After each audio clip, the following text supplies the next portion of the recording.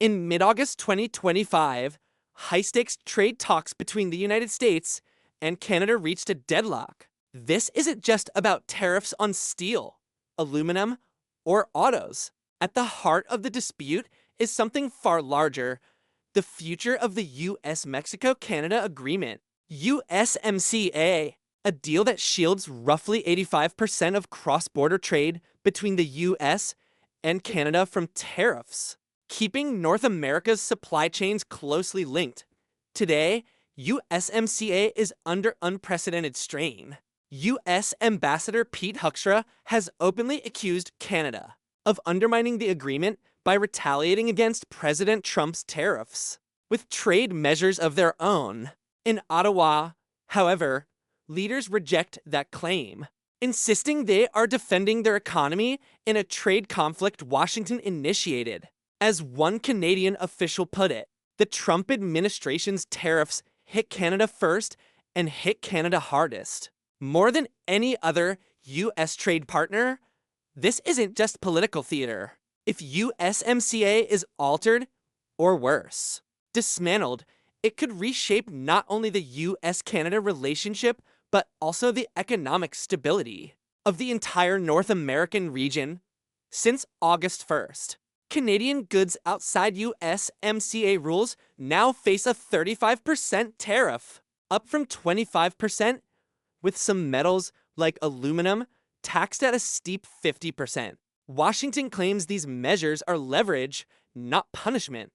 But in Canada, Prime Minister Mark Carney's government is holding its ground, refusing to sign what it calls a bad deal, even if that means waiting until the official USMCA review. In 2026, behind the scenes, Ottawa is deepening ties with Mexico, preparing coordinated positions in case Washington attempts to reopen negotiations early. Ontario Premier Doug Ford has even warned that Trump might push for this before the end of 2025. For Canada, patience is a strategy. By diversifying export markets, they aim to reduce dependence on US trade while keeping USMCA protections in place for as long as possible. But the US isn't immune to risk. If USMCA collapses, American industries reliant on Canadian energy, auto parts, and minerals could face a surge in costs, hitting manufacturers, workers, and consumers alike. While officials trade statements, the impact is already reaching ordinary Americans. Tariffs on Canadian aluminum at 35% have raised prices on everyday items like canned goods and beverages. And it doesn't stop there. Goods from Brazil, including coffee, sugar, and meat, now carry a 50% tariff. Even champagne prices have crept up. In Seal County, Florida, shoppers are feeling the squeeze. Parmesan cheese that once cost $12.99 now sells for $16.99. A local resident told reporters he's considering eating out more because cooking at home has simply become too expensive. Economists remind us tariffs are ultimately paid by the consumer. The U.S. Census Bureau reports that imports are declining as companies buy less under higher duties, making foreign goods even more expensive. For many households, these aren't abstract policy debates, they are hard choices made at the checkout. Counter every week. With both nations refusing to back down. The next few months could determine whether USMCA survives intact or becomes the latest casualty in an escalating trade war. They're clearly not aiming for a balanced, mutually beneficial deal. For Washington, tariffs aren't just a tool, they're a revenue stream, a lever to tilt the playing field in America's favor. Former President Donald Trump has long viewed tariffs as a blunt but powerful negotiating weapon, designed to push trading partners toward concessions they might otherwise resist. But here's the reality: the longer this standoff continues, the more the economic pain lands squarely on American consumers and businesses. And that has political consequences. especially if rising prices stretch into the fall. Canada, meanwhile, isn't blinking. Ottawa is playing for time, focusing on maintaining alliances, keeping USMCA protections intact, and showing the world it can weather this storm without rushing into a bad deal. This dispute isn't just about one agreement, it's about setting the ground rules for how North America trades for the next decade. Both sides know tariffs hurt everyone involved. The real question now is who can withstand the pressure longer? For now, the US-Canada standoff remains a test of resolve. And in the end, it may be American voters who decide when enough is enough. In early August. To trade stories unfolded that reveal just how differently the US treats its partners. In Washington, Trump announced a 90-day extension of the US-China tariff truce. The White House framed it as buying time to secure commitments on US chip exports and energy sales to China. Beijing, however, came into those talks from a position of strength, controlling the bulk of the world's rare earth production, and recently granting zero tariff access to dozens of African nations. That move not only strengthened China's bargaining position, it also signaled to Washington that Beijing has other trade routes and partners. While Trump eased off China, the squeeze on Canada actually tightened. Since August 1st, Canadian goods not covered by USMCA rules have faced a 35% US tariff, raised from 25% just weeks earlier. And unlike Mexico, Ottawa has received no temporary relief or delays. The message is clear. One neighbor gets more time, the other gets more heat. For Trump, tariffs aren't simply an economic measure, they're bargaining chips. The official reasoning behind them shifts. Sometimes it's about border security, other times fentanyl, dairy, or even unrelated sectors like banking.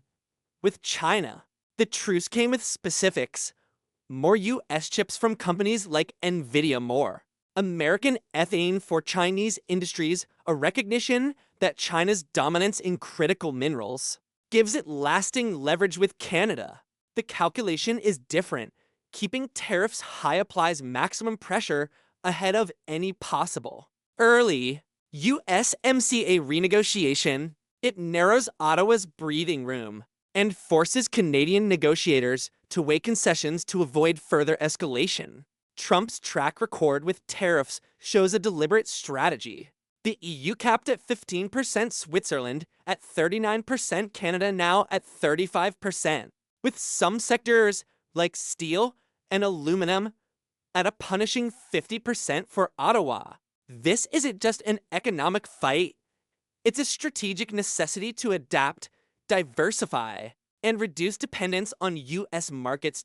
Prime Minister Mark Carney has resisted the urge to retaliate with blanket measures. Instead, his government has rolled out a multi-pronged domestic plan, procurement rules favoring Canadian steel and aluminum funding to retrain affected workers, infrastructure investments to stabilize supply chains. Since June 4th, US tariffs on Canadian steel and aluminum have reached as high as 50%, blocking an estimated 6 to 6.5 million tons of Canadian steel from the US market. Ottawa's plan aims to redirect it to 2.5 million tons to new buyers, a critical first step in restructuring the industry away from over-reliance on American demand.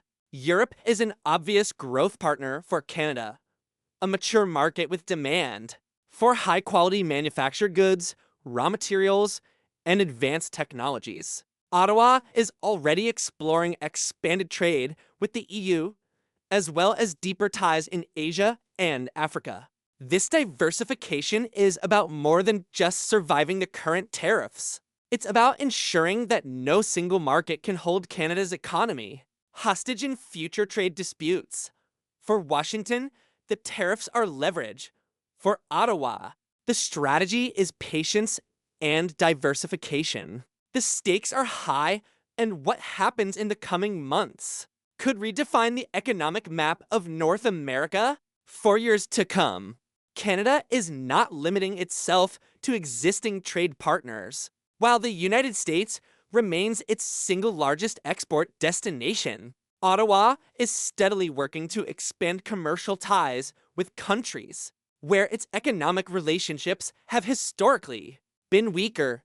This includes, quite prominently, the European Union and key Asian economies. Under the Comprehensive Economic and Trade Agreement CETA, most goods between Canada and the EU already move tariff-free. Now, fresh negotiations are focusing on strategic industrial alignment, particularly in steel, aluminum, and critical minerals.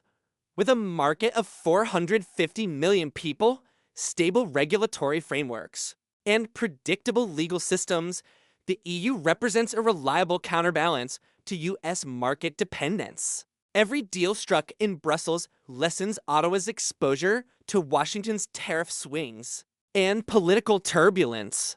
Former President Donald Trump's trade strategy relies on speed. Apply tariffs suddenly create immediate economic discomfort. Use short-term pain to extract fast concessions. Prime Minister Mark Carney's counter strategy is endurance. Reinforce domestic industries with targeted investment. Diversify export markets to reduce reliance on any one buyer. Keep diplomatic channels open until the economic balance shifts in Canada's favor despite current tensions. More than 85% of Canadian exports to the US still travel tariff-free under USMCA, and Ottawa holds cards Washington cannot easily replace.